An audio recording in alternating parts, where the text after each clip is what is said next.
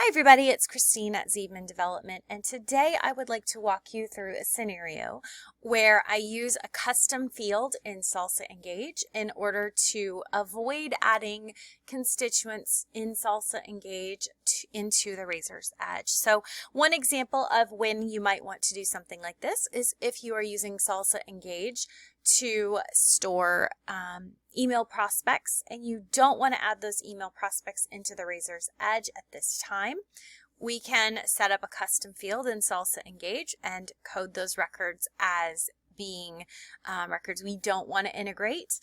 And we can use that as a way to suppress those people as we migrate the data into the Razor's Edge. So that's the premise, and that's the way that I've set this up. I'm going to go ahead and show you on a couple of records how we could do this.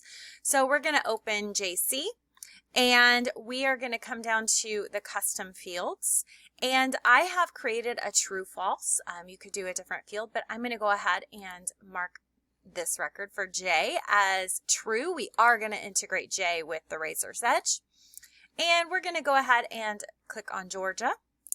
And these are sample data, so please know that I'm not showing you any actual records in the SalsaEngage, and I'm going to click select false here. So we're going to mark those two records. I've also marked some other records outside of this video, so let's go ahead and close that. I'm going to click on SalsaEngage. I'm going to select my data source criteria. We're going to opt for our supporters, and I'm going to back this up a little bit just so that we get a bit more data. And I'm going to click OK. So this is going to pull any changes or additions to SalsaEngage in the time frame that I've pulled.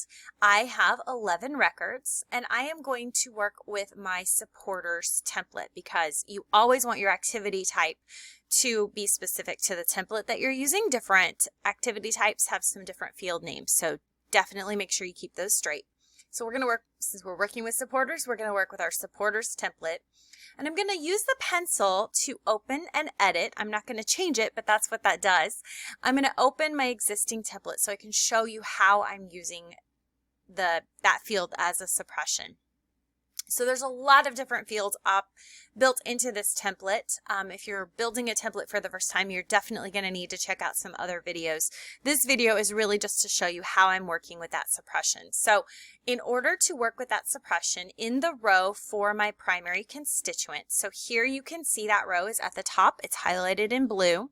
I gave that row the mapping name of supporter. Yours may have something different, but that's what I chose for this mapping. So that constituent mapping is where you add things like first name and last name. And for that mapping, we're going to use the area settings. So I'm going to click on this at the end of the row. And I'm going to work with this tool down at the bottom where it says conditionally ignore this constituent.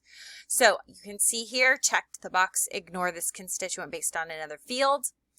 I've got it set to ignore when my custom field, integrate with Razor's Edge, is equal to false. Now, when the data comes through the API in the true and false, it is in all lowercase. So if I were to type this in all uppercase letters, or if I were to type it in proper case where the F is capitalized and the rest of the word is not, this condition won't work. You have to match your condition exactly. So this is how I've got that set up. We're going to go ahead and save this. We're going to save and close.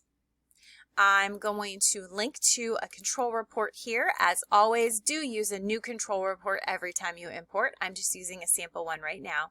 I'm going to click continue, and this is going to match my data from SalsaEngage into the Razor's Edge. Now, I want you to notice here on the left, I have some creates, some updates, and some ignores. Now, any of these people who say ignore are people who had a false in that integration field. Anyone who says update means that the record matched data in the Razor's Edge based on my criteria set, so we're updating a record in the Razor's Edge. And anyone who says create did not match records in the Razor's Edge based on the criteria set, so we are creating a new record. Because of the way we use that ignore, we are effectively not adding any of these ignore rows into the Razor's Edge. We're not updating them. We're not doing anything with them. They are just going to go into my control report with a row that says this row was ignored. So if you have people that you don't want to add into the Razor's Edge from SalsaEngage, this is definitely a way you can do that. If you have a field in SalsaEngage that tells you that you want these to be ignored, you set up that condition and that will do it for you. I hope that this is helpful. Thanks so much for joining me and have a great day.